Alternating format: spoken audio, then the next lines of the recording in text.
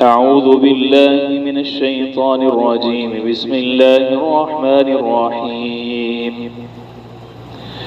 ما ننسخ من آية أو ننسها نأت بخير منها أو مثلها.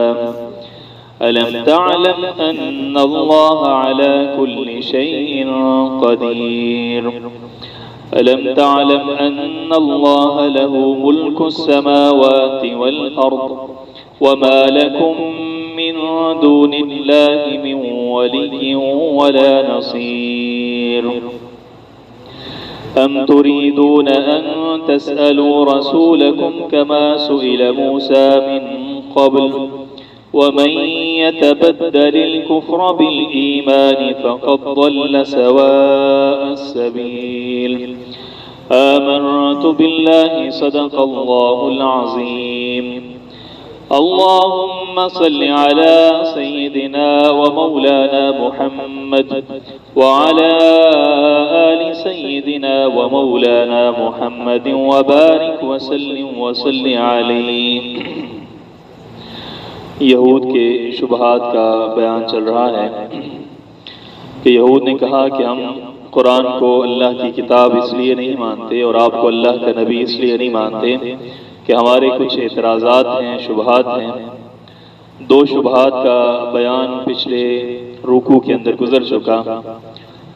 ایک اور شبہ جس کا تذکرہ اللہ رب العزت یہاں سے فرما رہے ہیں وہ یہ کہ اگر یہ اللہ کی کتاب ہے تو اس کے اندر ہم دیکھتے ہیں کہ کبھی ایک حکم اللہ تعالیٰ نازل فرماتے ہیں اور بعد میں اس حکم کو کینسل کر دیا جاتا ہے، منسوخ کر دیا جاتا ہے اور اس کی جگہ ایک نیا حکم آ جاتا ہے.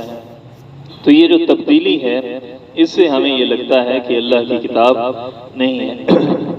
تو اللہ رب العزت اس بات کا جواب دے رہے ہیں کہ ما ننسخ، نہیں ہم منسوخ کرتے، کینسل کرتے، من آیت، کوئی آیت، او ننسیہا، یا ہم اس کو بلاتے ہیں، ناتی ہم لے آتے ہیں، بخیر منہا، اس سے بہتر، او مثلہا، یا پھر اس جیسی. علم تعلم، کیا تو نہیں جانتا، ان اللہ، کہ اللہ تعالیٰ علی کل شیء، ہر چیز کے اوپر قدیر، قدرت رکھنے والے. قرآن کا اگر آپ کہیں کہ مشکل ترین مقام ہے تو یہ بے جا نہیں ہوگا، کیونکہ آپ دیکھیں گے کہ جو لوگ قرآن کے اوپر اعتراضات کرتے ہیں آج کل کے دور کے اندر بھی، مستشرقین وغیرہ، تو وہ اس بات کو ضرور بنیاد بناتے ہیں کہ دیکھیں جی قرآن کے اندر خود یہ بات آئی ہے کہ ما ننسخ من آیت او ننسیہا ناتی بخیر منہا او مثلہا، کہ اللہ تعالیٰ ایک حکم کو نازل کرتے ہیں پھر اس کو تبدیل کر دیتے ہیں یا اس کو ختم کر دیتے ہیں. تو اللہ کیوں تبدیل کرتے ہیں؟ ہم اگر ایک آرڈر جاری کریں اور پھر اس کو تبدیل کرنا پڑے تو ہم تبدیل کرتے ہیں. بات سمجھ میں آتی ہے کہ ایک حکم کی ہمیں سمجھ نہیں آتی، ہمارا علم ناقص ہوتا ہے اور ہم ایک حکم جاری کر دیتے ہیں اور جب دیکھتے ہیں کہ اس کا فائدہ نہیں ہو رہا تو ہم حکم تبدیل کر دیتے ہیں. اللہ کیوں تبدیل کرتا ہے؟ کیا نعوذ باللہ اللہ تعالیٰ کو پتہ نہیں ہوتا کہ اس حکم کا فائدہ نہیں ہوگا، پھر اللہ تعالیٰ اس حکم کو تبدیل کر دیتے ہیں؟ یا پھر یہ ہے کہ اللہ تعالیٰ ایک حکم نازل کرتے ہیں پھر اس سے بہتر لے کر آتے ہیں، تو کیا اللہ تعالیٰ کا کوئی حکم کم بہتر بھی ہوتا ہے؟ تو یہ بھی ایک اعتراض ہے. یا یہ کہ اللہ تعالیٰ حکم نازل کرتے ہیں اور اس وقت اور اس حالات کے وہ مطابق نہیں ہوتا تو اللہ تعالیٰ تبدیل کر دیتے ہیں، تو کیا حالات اللہ تعالیٰ کی کنٹرول کے اندر نہیں ہیں؟ تو اس طرح کے بہت سارے جو اعتراضات ہیں، شبہات ہیں، وہ کیے جاتے ہیں. اور مدینے کے یہود نے بھی یہی چیز اٹھائی تھی، ما ننسخ من آیت او ننسیہا، کہ یہاں پر جو آیت کو منسوخ کرنے کا بیان ہے اس سے نعوذ باللہ یہ پتہ چل رہا ہے کہ یہ اللہ کا کلام نہیں ہے. تو یاد رکھیے بنیادی بات یہ ہے کہ یہاں پر منسوخ سے مراد کیا ہے، کس چیز کے منسوخ ہونے کے بارے میں، کس چیز کے کینسل ہونے کے بارے میں اللہ تعالیٰ یہ بات ارشاد فرما رہے ہیں. تو ایک قول تو یہ ہے کہ یہاں پر اللہ تعالیٰ اس بات کو بیان فرما رہے ہیں کہ ایک شریعت کو ہم نازل کرتے ہیں، ایک نبی کو ہم بھیجتے ہیں، پھر اس نبی کے بعد جو اگلا نبی آتا ہے وہ نئی شریعت لے کر آتا ہے اور پچھلی شریعت کو وہ کیا کر دیتا ہے، کینسل کر دیتا ہے. تو یہ پچھلی شریعت کا کینسل کرنا ہے، یہ ہماری مرضی سے ہوتا ہے، ہماری منشا سے ہوتا ہے اور ہم یہ کرتے ہیں. یعنی کہ تورات کے اندر ایک چیز آئی تو اللہ تعالیٰ اس حکم کو تبدیل کر کے قرآن کے اندر کوئی اور حکم نازل کر دیتے ہیں، تو تورات کا منسوخ ہونا، تورات کے احکامات کا منسوخ ہونا اور قرآن کا آ کر اس کو ناسخ کر دینا، یہ کیا ہے؟ یہ ناسخ و منسوخ ہے۔ اس طرف کچھ لوگ گئے ہیں، آپ دیکھیں گے کہ جو معتزلہ ہے وہ اسی چیز کو لیتے ہیں کہ قرآن کا کوئی حکم ایسا نہیں ہے کہ ایک حکم قرآن کے اندر آئے اور پھر وہ منسوخ ہو جائے، کینسل ہو جائے۔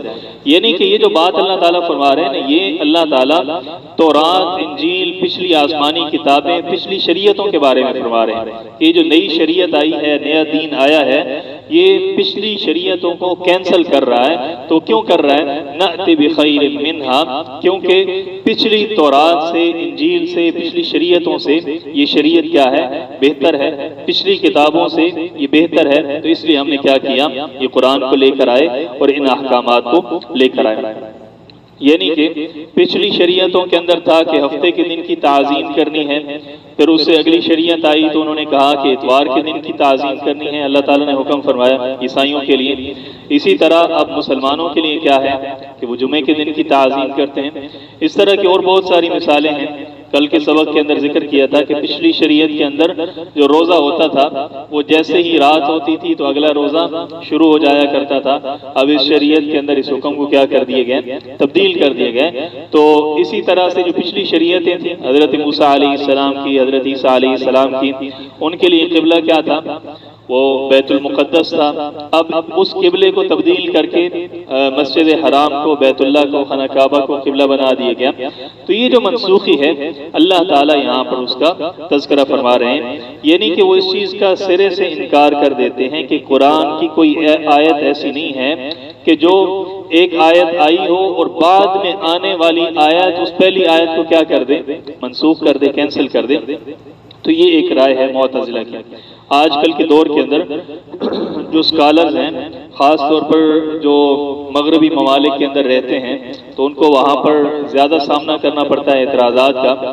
تو اعتراضات سے بچنے کے لیے کیا کرتے ہیں؟ ایک ہی رویہ اپنا لیتے ہیں کہ قرآن کے اندر تو کوئی آیت منسوخ ہے ہی نہیں۔ یہاں پر جو منسوخ کا تذکرہ ہے نا، وہ تورات کے بارے میں ہے، پہلی شریعتوں کے بارے میں ہے۔ جیسے کہ آپ دیکھتے ہیں آج کل جاوید احمد غامدی صاحب ہیں اور دوسرے تیسرے لوگ ہیں، وہ اس طرح کا رویہ اپناتے ہیں۔ لیکن اگر ہم یہ بات مان لیں، اس بات کے اوپر تو اتفاق ہے کہ یہ شریعتوں کی منسوخی اور یہ ساری چیزیں یہ تو ہیں، قرآن کے اندر اس کا تذکرہ ہے، لیکن یہاں پر آیا وہی مراد ہے یا نہیں مراد؟ اگر ہم یہاں پر صرف یہ مراد لیں کہ پہلی شریعتیں جو منسوخ ہوئی ہیں یہاں پر اس کا تذکرہ ہے، تو ہم دیکھتے ہیں کہ بے شمار ایسی احادیث ہیں جن سے ہمیں پتہ چلتا ہے کہ قرآن کی کچھ آیات بھی منسوخ ہوئی ہیں۔ یعنی کہ ایک حکم اللہ تعالیٰ نے نازل فرمایا اور پھر اس کو کیا کر دیا؟ منسوخ کر دیا، کینسل کر دیا، تبدیل کر دیا اور اس کی جگہ پر نیا حکم آ گیا۔ بلکہ کئی آیات ایسی تھیں جو بھلا دی گئیں، پوری صورتیں۔ حدیث کے اندر آتا ہے ایک صحابی آئے آپ صلی اللہ علیہ وسلم کے پاس، آ کر کہنے لگے کہ یا رسول اللہ، فلاں سورت رات میں نماز پڑھنے کے لیے کھڑا ہوا تو میں نے چاہا کہ میں اس سورت کو پڑھوں، لیکن وہ سورت میری زبان پر آئی نہیں۔ ایک اور صحابی بولے کہ یا رسول اللہ، میرے ساتھ بھی یہی معاملہ پیش آیا، تو آپ صلی اللہ علیہ وسلم نے فرمایا کہ وہ سورت بھلا دی گئی، یعنی کہ اللہ تعالیٰ کی طرف سے اس کو کیا کر دیا گیا؟ منسوخ کر دیا گیا، اور اس انداز میں منسوخ کیا گیا کہ لوگوں کے ذہنوں سے بھی وہ سورت کیا ہو گئی؟ مٹ گئی، بھلا دی گئی۔ تو اس سے پتہ چلتا ہے۔ اسی طرح اور بہت ساری احادیث آپ دیکھیں گے جن سے پتہ چلتا ہے کہ قرآن کے اندر کچھ آیات جو ہیں وہ منسوخ ہوئی ہیں آپ صلی اللہ علیہ وسلم کے زمانے کے اندر۔ اب جو قرآن کی آیات منسوخ ہوئی ہیں وہ کس طرح کی آیات ہیں اور کس چیز نے ان کو آ کر منسوخ کیا؟ تو یاد رکھیے گا کہ جو لوگ اس طرف گئے ہیں کہ قرآن کی آیات منسوخ ہوئی ہیں، وہ کہتے ہیں کہ قرآن کی جو آیات منسوخ ہوئی ہیں وہ تین قسم کی ہیں۔ ایک تو یہ ہے کہ قرآن کی کوئی آیت کو اس انداز میں منسوخ کیا گیا، کینسل کیا گیا کہ اس کی آیت کو بھی بھلا دیا گیا، الفاظ کو بھی بھلا دیا گیا، الفاظ کو بھی تبدیل کر دیا گیا، منسوخ کر دیا گیا، کینسل کر دیا گیا، اور اس کا جو حکم تھا اس کو بھی اللہ تعالیٰ نے کیا کر دیا؟ کینسل کر دیا۔ یعنی کہ وہ منسوخ التلاوت بھی ہے اور منسوخ الحکم بھی ہے، اس کی نہ تلاوت کی جاتی ہے اس حکم کی، اور نہ ہی اس کا حکم ہمارے اوپر لاگو ہوتا ہے۔ اس کی مثال کیا ہے؟ حدیث کے اندر آتا ہے کہ حضرت عائشہ رضی اللہ تعالیٰ عنہ فرماتی ہیں کہ آپ صلی اللہ علیہ وسلم کے زمانے میں ہم قرآن کی ایک آیت کی تلاوت کرتے تھے، اور وہ آیت کیا تھی کہ کوئی بچہ جب کسی ماں کا دودھ پیتا ہے، اگر وہ 10 گھونٹ پی لے تو اس کے اوپر رضاعت ثابت ہو جاتی ہے، یعنی کہ وہ جو عورت ہے وہ ماں بن جاتی ہے، اور وہ جو بچہ ہے وہ رضائی بیٹا بن جاتا ہے، اور ساری جو حرمت رضاعت ہے وہ ثابت ہو جاتی ہے۔ پھر وہ فرماتی ہے کہ کچھ عرصے کے بعد اللہ تعالیٰ نے فرمایا کہ 10 گھونٹ نہیں بلکہ 5 گھونٹ، اگر بچہ 5 گھونٹ پی لیتا ہے کسی عورت کے تو پھر اس سے وہ کیا ہو جاتا ہے؟ اس کا بیٹا ثابت ہو جاتا ہے، حرمت رضاعت ثابت ہو جاتی ہیں۔ پھر وہ فرماتی ہیں کہ حتیٰ کہ آپ صلی اللہ علیہ وسلم دنیا سے رخصت ہوئے اور لوگ اس آیت کو قرآن سمجھ کر تلاوت کیا کرتے تھے، لیکن یہ چیز بعد کے اندر منسوخ ہو گئی۔ اب حکم یہ ہے کہ اگر کوئی بچہ کسی عورت کا 1 گھونٹ بھی پی لیتا ہے 2 سال کی عمر کے اندر جو اس کی دودھ پینے کی عمر ہے، اگر 1 گھونٹ بھی پی لیتا ہے تو وہ اس کے ساتھ کیا ہو جاتا ہے؟ اس کا بیٹا بن جاتا ہے، رضائی طور پر اس کے ساتھ حرمت ثابت ہو جاتی ہے۔ تو یہ ہے کہ آیت کی تلاوت بھی منسوخ ہو گئی، اب وہ آیت پڑھی بھی نہیں جاتی، اور اس کا حکم بھی 10 گھونٹ والا وہ بھی منسوخ ہو گیا، 5 گھونٹ والا حکم وہ بھی منسوخ ہو گیا۔ تو یہ اس کو کہتے ہیں منسوخ التلاوہ اور منسوخ الحکم۔ تو اس طرح کی یہ بھی آیت ہے۔ اور ایک یہ ہے کہ کسی آیت کا تلاوت اس کا پڑھنا منسوخ ہو گیا لیکن اس کا حکم باقی رہا۔ حضرت عمر رضی اللہ تعالیٰ عنہ کی حدیث ہے کہ وہ فرمایا کرتے تھے کہ آپ صلی اللہ علیہ وسلم کے زمانے میں یہ باقاعدہ آیت کے طور پر پڑھا جاتا تھا، الشیخ والشیخۃ اذا زنیا فرجموہما، کہ اگر کوئی شادی شدہ مرد اور شادی شدہ عورت یہ زنا کریں تو فرجموہما، ان دونوں کو آپ کیا کرو؟ پتھر مار مار مار کر سنگسار کر دو، نکالا من اللہ، یہ اللہ تعالیٰ کی طرف سے ان کے اوپر کیا ہے؟ عذاب ہے۔ لیکن یہ آپ صلی اللہ علیہ وسلم کے زمانے میں تھا، پھر یہ آیت کیا ہوگی؟ منسوخ ہوگی۔ اب اس آیت کی تلاوت نہیں کی جاتی، لیکن اس کا حکم ابھی بھی باقی ہے۔ ابھی بھی اگر کوئی شادی شدہ آدمی کوئی شادی شدہ عورت جو ہے وہ بدکاری کا ارتکاب کرتی ہے تو اس کی سزا کیا ہے؟ کہ اس کو سنگسار کر دیا جائے، پتھر مار مار کر قتل کر دیا۔ کتنی قسمیں ہو گئی؟ آپ کو ساتھ ساتھ جگانا بھی ہے، 2 قسمیں ہو گئی۔ کون کون سی؟ ایک جس کی تلاوت بھی منسوخ ہو گئی اور جس کا حکم بھی منسوخ ہو گیا، اور دوسرا جس کی تلاوت منسوخ ہو گئی اور اس کا حکم منسوخ نہیں ہوا، یعنی کہ ابھی جو قرآن پاک ہے اس کے اندر وہ آیت نہیں ہے، لیکن چونکہ حدیث سے ثابت ہے تو حکم ابھی تک کیا ہوتا ہے؟ لاگو ہوتے ہیں۔ جو تیسری چیز ہے نا وہ یہ ہے کہ قرآن کے اندر آیت موجود ہو لیکن اس کا حکم کیا کر دیا جائے؟ کینسل کر دیا جائے، منسوخ کر دیا جائے۔ کیا ایسی کوئی آیت قرآن پاک کے اندر موجود ہے یا نہیں ہے؟ تو مفسرین اس طرف گئے ہیں کہ قرآن کے اندر کچھ آیات ایسی ہیں کہ جن کا حکم اب کیا ہو گیا ہے؟ منسوخ ہو گیا ہے۔ ہم اس کی تلاوت کرتے ہیں لیکن اس کا حکم کیا ہے؟ وہ منسوخ ہے۔ اور منسوخ کس نے کیا؟ ایک اور آیت نے آ کر اس پہلے والے حکم کو کیا کر دیا؟ منسوخ کر دیا۔ اور اس کی مثال کیا ہے؟ اس کی بہت ساری مثالیں ہیں۔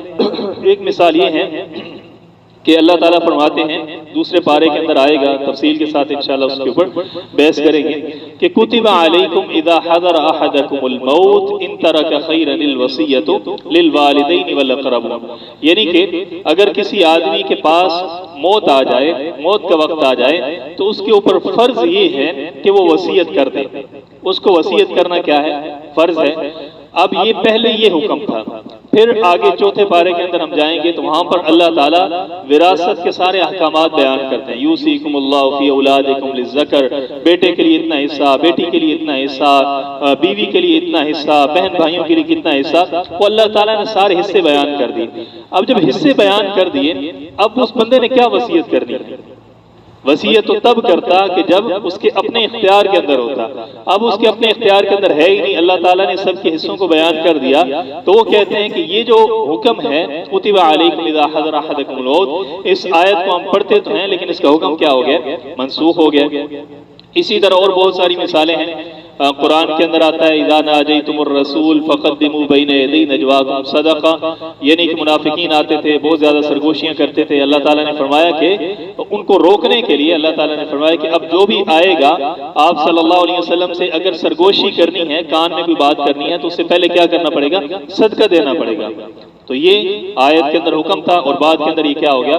منسوخ ہو گیا۔ اسی طرح دوسرے پارے کے اندر جہاں پر روزوں کا تذکرہ آتا ہے وہاں پر آتا ہے کہ وَعَلَى الَّذِينَ يُطِيقُونَهُ فِدْيَةٌ طَعَامُ مِسْكِينٍ، کہ رمضان کے مہینے کے اندر تمہیں کیا کرنا چاہیے؟ روزے رکھنے چاہیے، لیکن اگر کوئی آدمی طاقت رکھتا ہے تو کیا کرے؟ فدیۃ طعام مسکین، ایک بندے کا کھانا جو ہے نا وہ فدیہ دے دے، یعنی کہ روزہ نہ رکھے اور پھر کیا کرے؟ وہ فدیہ دے دے۔ اب اس سے اگلی آیت کے اندر اللہ تعالیٰ نے فرمایا کہ فمن شہد منکم الشہر فلیصم، تم میں سے جو بندہ اس مہینے کو پائے اس کو چاہیے کہ اس مہینے کے اندر کیا کرے؟ روزے رکھے۔ تو وہ کہتے ہیں کہ پہلے جو فدیے کا حکم ہے نا کہ آدمی اگر طاقت رکھتا ہے، مالدار ہے، تو کیا کر دے؟ فدیہ دے دے، اور بعد کے اندر اس آیت نے آ کر کہ اگر اس مہینے کو پاؤ تو تم کیا کرو؟ اس کے اندر روزے رکھو۔ اس آیت نے آ کر اس پہلی آیت کو کیا کر دیا؟ پہلے حکم کو کیا کر دیا؟ منسوخ کر دیا، کینسل کر دیا۔ تو اس طرح کی آیات جو ہیں وہ قرآن کے اندر موجود ہیں کہ جن کا حکم اب باقی نہیں ہے اور اس کی تلاوت کی جاتی ہیں۔ یہ بھی کیا ہے؟ ایک قول ہے، مفسرین اس طرف بھی بڑی تعداد کے اندر گئے ہیں۔ اب یہ جو معاملہ ہے کہ قرآن کے اندر کتنی آیات ایسی ہیں کہ جن کا حکم منسوخ ہو گیا ہے۔ تو جو پہلے لوگ تھے، متقدمین تھے، وہ تو کہتے تھے کہ قرآن کے اندر بڑی تعداد کے اندر ایسی آیات ہیں جن کا حکم جو ہے وہ منسوخ ہو گیا، لیکن وہ آیتیں ہم کیا کرتے ہیں؟ پڑھتے ہیں۔ بلکہ 500 آیات بعض مفسرین نے لکھی ہیں کہ 500 آیات ایسی ہیں جو پڑھی جاتی ہیں لیکن ان کا حکم کیا ہے؟ وہ منسوخ کر دیے گئے۔ لیکن اصل بات یہ ہے کہ وہ جو پہلے لوگ کہتے ہیں کہ یہ آیت اس کا حکم منسوخ ہو گیا، اس آیت کا حکم منسوخ ہو گیا، ان کے ہاں جو نسخ کی تعریف تھی وہ بڑی وسیع تھی۔ یعنی کہ اگر ایک حکم خاص تھا اور پھر اس کو عام کر دیا گیا، یا عام تھا اس کو خاص کر دیا گیا، ایک حکم مطلق تھا اس کو مقید کر دیا گیا، یا مقید تھا اس کو مطلق کر دیا، وہ ہر ایک کو کیا کرتے تھے؟ کہتے تھے کہ یہ کیا ہے؟ یہ بھی منسوخ ہے، یہ بھی منسوخ ہے۔ مثال کے طور پر ابھی آگے ہم پڑھیں گے کہ آئے گا آگے کہ فَاعْفُوا وَاصْفَحُوا، یہ جو کفار ہے آپ کے ساتھ، یہ جو مشرکین ہیں، یہ کیا کر رہے ہیں؟ حسد کر رہے ہیں، آپ کو چاہتے ہیں مرتد بنا دیں۔ اللہ تعالیٰ فرماتے ہیں کہ فَاعْفُوا، ان کو معاف کر دو، وَاصْفَحُوا، اور ان کے ساتھ کیا کرو؟ ایک رویہ اختیار کرو، وَاصْفَحُوا یعنی کہ درگزر کرنے والا رویہ اختیار کرو، حتیٰ یأتی اللہ بِأَمْرِهِ، یہاں تک کہ اللہ تعالیٰ کا حکم آ جائے جہاد والا، اس سے پہلے کیا کرو؟ معاف کرو۔ تو اب یہ جو آیت کا حصہ ہے وہ کہتے ہیں کہ یہ منسوخ ہے۔ کیوں؟ کیونکہ جب جہاد کی آیت آ گئی تو معاف کرنے والی آیت کیا ہو گئی؟ منسوخ ہو گئی۔ لیکن آپ یاد رکھیے گا جب بعد کے علماء آئے، انہوں نے غور کیا، فکر کیا، تدبر کیا، انہوں نے کہا کہ اس طرح منسوخ آیتیں نہیں ہوتی، بلکہ اب دیکھیں فَاعْفُوا وَاصْفَحُوا حَتَّىٰ يَأْتِيَ اللَّهُ بِأَمْرِهِ، معاف کرنا صرف اس لیے تو نہیں ہے کہ جہاد سے پہلے معاف کرو پھر بعد میں جب جہاد آ گیا تو معاف کرنا ختم ہو گیا، بلکہ جب جہاد کا حکم آ گیا اس کے بعد بھی تو معاف کیا جا سکتا ہے۔ آپ حالت جنگ کے اندر کسی بندے کو معاف کر دیں، یا جیسے مکہ فتح ہوا تو اس موقع پر آپ صلی اللہ علیہ وسلم نے معاف کر دیا، تو یہ حکم کیا ہے؟ باقی ہے۔ اس طرح کی بہت ساری مثالیں، یعنی کہ قرآن کے اندر آتا ہے کہ لا تنکحوا المشرکات حتی یؤمنوا، یعنی کہ مشرکوں کے ساتھ نکاح نہ کرو۔ پھر دوسری جگہ پہ آیا کہ والمحصنات من الذین اوتوا الکتاب من قبلکم، یہ جو اہل کتاب ہیں ان کی عورتوں کے ساتھ نکاح کیا جا سکتا ہے۔ اب ایک جگہ پر آیا کہ اہل کتاب کی عورتوں کے ساتھ نکاح کیا جا سکتا ہے، اور ایک جگہ پر آیا کہ مشرکہ عورتوں کے ساتھ نکاح نہیں کرنا۔ اب یہ جو اہل کتاب ہوتے ہیں یہ بھی کیا ہوتے ہیں؟ مشرک ہی ہوتے ہیں۔ تو وہ کہتے ہیں کہ یہ آیت جو ہے لا تنکحوا المشرکات، یہ اس دوسری اہل کتاب کے ساتھ نکاح والی آیت کے ساتھ کیا ہو گیا؟ منسوخ ہو گیا۔ حالانکہ ایسی بات نہیں ہے۔ یہ کیا ہے؟ ایک چیز خاص تھی، اس کو عام کرنے کی وجہ سے، یہ مطلق کو مقید کرنے کی وجہ سے یہ سارے مسائل پیدا ہوئے۔ تو کافی سارے علماء اس طرف گئے ہیں کہ قرآن کی آیات ہیں بڑی تعداد کے اندر منسوخ ہیں۔ پھر بعد میں لوگ آتے گئے، تطبیق دیتے گئے کہ نہیں، اس کا حکم ابھی بھی باقی ہے، اس صورت کے اندر باقی ہے۔ یعنی کہ مثال کے طور پر جو شروع میں مثال دی تھی کہ وصیت کرنا، کتب علیکم اذا حضر احدکم الموت، وصیت کرنے کا اللہ تعالیٰ نے حکم دیا، اور دوسری آیت کے اندر جب اللہ تعالیٰ نے ترکہ، وراثت، ساری چیزیں بیان کر دیں تو وہ کہتے تھے کہ پچھلی آیت منسوخ ہو گئی، جب آنے والے علماء آئے تو انہوں نے کہا کہ منسوخ نہیں ہوئی، بلکہ جو آدمی بھی جس کا موت آنے والی ہے اگر وہ وصیت کرنا چاہتا ہے تو اپنے جو مال کا تہائی حصہ ہے 1/3 ہے اس کے اندر تو وصیت کر سکتا ہے نا۔ تو اللہ تعالیٰ یہاں پر جو فرما رہے ہیں کتب علیکم اذا حضر احدکم الموت کہ بندے کو چاہیے کہ موت آنے سے پہلے وصیت کرے، تو وہاں پر وصیت کرنے سے مراد کیا ہے کہ اپنے مال کا جو تیسرا حصہ ہے جو اس کا حق ہے اس کے اندر وہ وصیت کر سکتا ہے، وہاں پر اس سے مراد کیا ہے وہ والی وصیت ہے۔ تو اس طرح وہ تطبیق دیتے گئے اور آیتیں جو منسوخ آیتیں ہیں وہ کم ہوتی چلی گئیں، حتیٰ کہ یہ جو امام جلال الدین سیوطی ہیں انہوں نے کتاب لکھی اور انہوں نے کہا کہ قرآن کے اندر 20 آیتیں ایسی ہیں کہ جس کی ہم تلاوت تو کرتے ہیں لیکن اس کا حکم کیا ہے وہ منسوخ ہے۔ پھر بعد میں شاہ ولی اللہ محدث دہلوی رحمۃ اللہ علیہ آئے تو انہوں نے فرمایا کہ یہ جو 20 ہیں ان میں سے بھی 15 آیتیں ایسی ہیں کہ جن کی توجیہ ہم کر سکتے ہیں، تطبیق دے سکتے ہیں، جس کا حکم ابھی بھی باقی ہے کچھ صورتوں کے اندر، کچھ حالات کے اندر۔ تو اس سے پتہ چلتا ہے کہ قرآن کی صرف 5 آیتیں ایسی ہیں کہ جو منسوخ ہیں، باقی کوئی آیت قرآن پاک کی جو ہے وہ منسوخ نہیں ہے۔ پھر اس کے بعد ہمارے جو سلسلے کے بڑے تھے حضرت مولانا حسین علی الوانی رحمۃ اللہ علیہ، وہ آئے تو انہوں نے فرمایا کہ یہ 5 آیتیں بھی منسوخ نہیں ہیں، یعنی کہ ہماری رائے یہ ہے، ہمارے استادوں کی رائے یہ ہے کہ قرآن پاک جس کی ہم تلاوت کرتے ہیں اس کی کوئی ایک آیت بھی منسوخ نہیں ہے۔ آپ کہیں گے کہ یہی رائے تو وہ لوگ بھی رکھ رہے ہیں جو معتزلہ ہے، وہ جو حدیث کا انکار کرتے ہیں وہ بھی تو یہی رائے رکھتے ہیں اور آپ بھی یہی رائے رکھتے ہیں، اس کا مطلب یہ ہے کہ آپ اور وہ ایک ہو گئے۔ فرق یہ ہے ہم یہ کہتے ہیں کہ قرآن کے احکامات منسوخ ہوئے ہیں، آپ صلی اللہ علیہ وسلم کے زمانے کے اندر ایک آیت نازل ہوئی،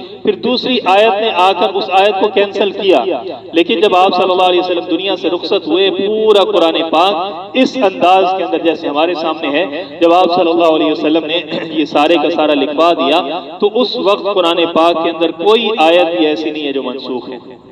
تو یہ ہماری رائے ہے۔ اچھا، قرآن کی آیت منسوخ کیسے ہوتی تھی؟ تو یہ بھی اس کے اوپر بھی کافی بحث کی گئی کہ کون سی چیز ایسی ہیں جو قرآن کی آیت کو آ کر منسوخ کرتی ہیں۔ تو اس میں پہلی بات تو یہ ہے کہ قرآن کی آیت کو قرآن کی آیت منسوخ کرتی ہے، یعنی کہ ایک آیت اللہ تعالیٰ نے نازل فرمائی، پھر اس حکم کو تبدیل کرنے کے لیے دوسری آیت اللہ تعالیٰ نے نازل فرمائی، تو ایک آیت نے آ کر پہلے والی آیت کو کیا کر دیا؟ منسوخ کر دیا۔ ایک آیت کے ذریعے دوسری آیت کو منسوخ کیا گیا۔ یا پھر اس طرح ہے منسوخ کرنا حکم کا کہ آپ صلی اللہ علیہ وسلم کا کوئی فرمان ہے، حدیث ہے، سنت ہے، قرآن کی آیت نے آ کر اس کو کیا کر دیا؟ منسوخ کر دیا۔ اور تیسری صورت جو ہے وہ یہ ہے کہ قرآن کی آیت ہے اور حدیث اس کو آ کر منسوخ کرتی ہے۔ حدیث کون سی؟ جو حدیث متواتر ہے۔ حدیث کیا ہے؟ وہ اتنے لوگوں نے اس کو روایت کیا ہے کہ اتنے لوگوں کا جھوٹ کے اوپر جمع ہونا کیا ہے؟ وہ ناممکن ہے۔ تو اس طرح کی حدیث اگر آ جائے، اس طرح کی سنت آ جائے تو وہ بھی قرآنی حکم کو کیا کر دیتی ہے؟ منسوخ کر دیتی ہے۔ لیکن منسوخ کو آپ نے سمجھنا ہی ہے، منسوخ کا مطلب یہ نہیں کہ سرے سے مٹا دینا، سرے سے ختم کرنا۔ یہ حدیث کوئی بھی قرآن کے حکم کو سرے سے منسوخ نہیں کر سکتی۔ وہ جو پہلے ہم نے ذکر کیا نا کہ منسوخ کا مطلب یہ ہے کہ ایک حکم عام تھا اس کو قرآن کی آیت نے آ کر خاص کر دیا، ایک حکم عام تھا اور اس کو آ کر حدیث متواترہ نے آ کر کیا کر دیا؟ اس کو خاص کر دیا۔ جیسے اس کی مثال یہ ہے کہ قرآن کے اندر آتا ہے کہ یا ایھا الذین آمنوا اذا قمتم الی الصلاۃ، اے ایمان والو جب نماز کے لیے کھڑے ہو، تو وضو کا بیان ہے، فاغسلوا وجوہکم وایدیکم الی المرافق، تو تمہیں کیا کرنا چاہیے؟ فاغسلوا وجوہکم، اپنے چہروں کو دھو، بازوؤں کو دھو اور اپنے پاؤں کو بھی دھو۔ اب پاؤں کو دھونے کا حکم قرآن نے دے دیا، لیکن دوسری طرف ہم دیکھتے ہیں کہ آپ صلی اللہ علیہ وسلم نے حکم دیا کہ اگر کوئی آدمی موزے پہن رکھے ہیں اس نے تو وہ کیا کر سکتا ہے؟ موزوں کے اوپر مسح کر سکتا ہے۔ تو قرآن کا حکم ہے دھونے کا اور آپ صلی اللہ علیہ وسلم کا فرمان ہے کہ موزوں کے اوپر مسح کیا جا سکتا ہے۔ تو اب اس حکم کو، عام حکم کو ایک حدیث نے آ کر خاص کیا، لیکن وہ عام حدیث نہیں ہے بلکہ اس کے اتنے راوی ہیں، بعض لوگوں نے لکھا ہے کہ 70 لوگوں نے روایت کی ہے، 70 صحابہ اکرام نے اس حدیث کو روایت کیا ہے کہ موضوع کے اوپر مسح کیا جا سکتا ہے۔ تو ایسی اگر کوئی حدیث آ جائے تو وہ قرآن کے عام حکم کو خاص کر سکتی ہیں، خاص کو عام کر سکتی ہیں، مطلق کو مقید اور مقید کو مطلق بنا سکتی ہیں۔ تو اس طرح کی حدیث کے ذریعے بھی قرآن کی آیات کا نسخ، یعنی کہ اس اعتبار سے کہ خاص اور عام کا جو نسخ ہے۔ تو اس طریقے سے بھی کیا جا سکتا ہے۔ اب سوال یہاں پر یہ پیدا ہوتا ہے کہ ہم اگر کوئی حکم کینسل کریں تو اس کی وجہ ہوتی ہے کہ ہمارا علم ناقص ہوتا ہے، ہمیں حالات کا ادراک نہیں ہوتا، یا ہمارے اس حکم کے اندر کوئی کمی ہوتی ہے جس کی وجہ سے ہم تبدیلی کرتے ہیں۔ اللہ تعالیٰ کیوں تبدیل کرتے ہیں؟ تو اللہ تعالیٰ جو تبدیل کرتے ہیں اس کی وجہ یہ ہے کہ لوگوں کے حالات مختلف ہوتے ہیں۔ ہر زمانے کے حالات مختلف ہونے کی وجہ سے اللہ تعالیٰ احکامات کے اندر بھی کیا کرتے رہے؟ تبدیلی کرتے رہے۔ یعنی کہ مثال کے طور پر جب حضرت آدم علیہ السلام کی اولاد آئی، ہر چیز نئی تھی دنیا کے اندر، اتنی نئی چیزیں تھیں کہ قابیل نے جب حابیل کو قتل کیا تو اس کو یہ سمجھ نہیں آ رہی تھی کہ اس کو دفن کیسے کرنا ہے، تو پھر اللہ تعالیٰ نے کیا کیا؟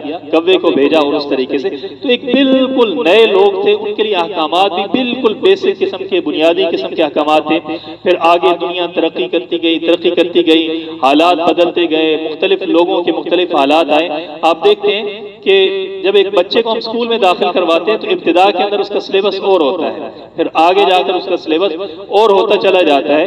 اسی طریقے سے اللہ تعالیٰ جو احکامات اتار رہے تھے تو پہلے جو انسانیت تھی وہ بالکل ابتدا کے اندر تھی، جیسے جیسے وہ آگے بڑھتی گئی، ترقی کرتی گئی، مختلف احکامات آتے گئے، حکمتیں اس کی ساری چیزیں سامنے آتی گئیں، تو اس کے اندر بھی کیا آتی گئیں؟ تبدیلیاں آتی گئیں۔ یا پھر یہ ہوتا ہے کہ کبھی کبھی حالات مختلف ہوتے ہیں تو اس کی حالات کی نوعیت سے اب آپ دیکھیں کہ بنی اسرائیل کے حالات کیسے تھے اور ہمارے حالات کیسے ہیں۔ یعنی کہ ایک قوم جو ہے وہ اتنے سال تک غلامی کی چکی کے اندر پستی رہی، پھر اتنے معجزات کو اپنے سامنے دیکھا، پھر وہ صحرا کے اندر 40 سال تک پھرتے رہے، ان کے حالات مختلف تھے، ان کے لیے احکامات مختلف تھے۔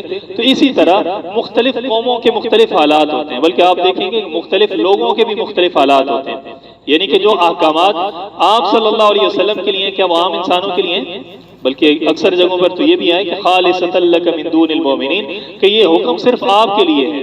تہجد کا حکم، یہ جو فرض ہونا ہے، یہ صرف آپ کے لیے ہے۔ بیویاں زیادہ رکھنا یہ صرف آپ کے لیے۔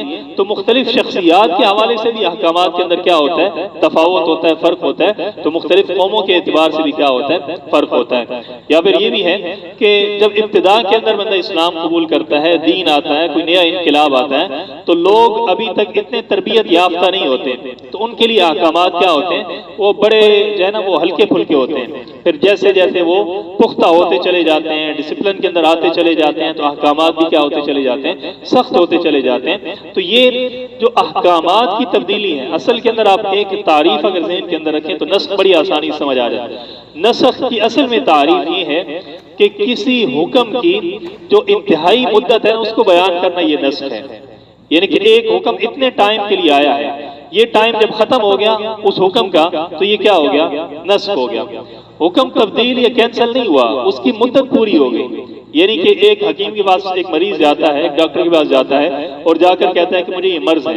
وہ کہتا ہے کہ یہ 3 دن کی دوائی میں تمہیں دے رہا ہوں۔ وہ 3 دن کی دوائی دیتا ہے، پھر 3 دن کے بعد جب وہ چیک اپ کے لیے آتا ہے تو ڈاکٹر جو ہے نا وہ دوائی تبدیل کر کے لکھ دیتا ہے۔ اب کوئی بیوقوف ہوگا جو کہے گا کہ پہلے اور دوائی دیتے رہے، اب اور دوائی دیتے رہے۔ وہ کہے گا کہ پہلے جو آپ کا مزاج تھا وہ اس کے مطابق دوائی تھی، اور اب جو آپ کا مزاج ہے یہ اس کے مطابق دوائی ہے۔ یا ہم اس کی مثال ایسے بھی لے سکتے ہیں کہ ایک بچہ ہے، اس کی خوراک اور ہے۔ چھوٹا بچہ دودھ پیتا ہے، تھوڑا سا بڑا ہوتا ہے اس کو نرم غذا دیتے ہیں، اس سے بڑا ہوتا ہے تو غذا سخت ہونا شروع ہو جاتی ہے۔ تو ہم یہ کہنا شروع کر دیں کہ چھوٹے بچے کو ہم بڑے والی غذا کیوں نہیں دے دیتے؟ سب کی غذا ایک جیسی ہونی چاہیے۔ تو جیسے جیسے حالات بدلتے ہیں ہمارے نزدیک وہ حکم تبدیل ہو رہا ہوتا ہے، لیکن اللہ کے نزدیک وہ حکم ہوتے ہی اتنی دیر کے لیے۔ یعنی کہ ایک دفتر آپ بناتے ہیں، اس کے اندر آپ کے 100 ملازمین ہیں، تو آپ کہتے ہیں کہ میں ان کو ڈسپلن میں لانے کے لیے پہلے 1 مہینے کے لیے اس طرح کا قانون رائج کرتا ہوں کہ 8 بجے سے 9 بجے تک کی بریک ہوگی۔ اب 1 مہینے کے لیے آپ نے کیا کیا؟ مطلب اس کو اعتدال میں رکھنے کے لیے، نرمی کرنے کے لیے آپ نے ایک حکم رائج کر دیا۔ آپ کے اپنے ذہن کے اندر یہ تھا کہ 1 مہینے کے لیے۔ 1 مہینہ گزرنے کے بعد آپ نے کہا کہ وہ جو ٹی بریک ہے نا اس کو میں نے ختم کر دیا، اب آپ نے مسلسل کام کرنا ہے۔ تو وہ جو عام بندے ہیں وہ سمجھیں گے کہ پہلے حکم اور تھا اب حکم اور ہو گیا۔ لیکن آپ کے ذہن کے اندر پہلے سے ایک ترتیب تھی کہ 1 مہینے کے لیے میں نے ان کو اس طریقے پہ چلانا ہے، پھر آگے میں نے کیا کرنا ہے، ان کو اس طریقے پر چلانا ہے۔ تو اصل کے اندر یہ جو نسخ ہے یہ اللہ تعالیٰ کے علم کی کمی کی وجہ سے نہیں ہوتا، بلکہ کیا ہے، نعوذ باللہ ایسا کہنا یہ بھی گناہ کی بات ہے۔ تو یہ اصل کے اندر کیا ہوتا ہے، یہ حکمت کی وجہ سے ہوتا ہے۔ اس وقت اس حکمت کے مطابق ایک حکم نازل کیا جاتا ہے، پھر آگے جب وقت تبدیل ہوتا ہے تو آگے نیا حکم جو ہے وہ داخل کر دیا جاتا ہے۔ کچھ باتیں رہ گئی وہ انشاءاللہ کل کریں گے، اللہ تعالیٰ علیہ۔ جو چیز سمجھ نہ آئے سوال کر لیں، یہ بڑی مشکل مقام ہے۔ الحمدللہ رب العالمین والعاقبۃ للمتقین والصلاۃ والسلام علی سید الانبیاء والمرسلین۔ ربنا آتنا فی الدنیا حسنۃ اللهم انا نسألك العافية والمعافاة في الدنيا والآخرة صلى الله تعالى على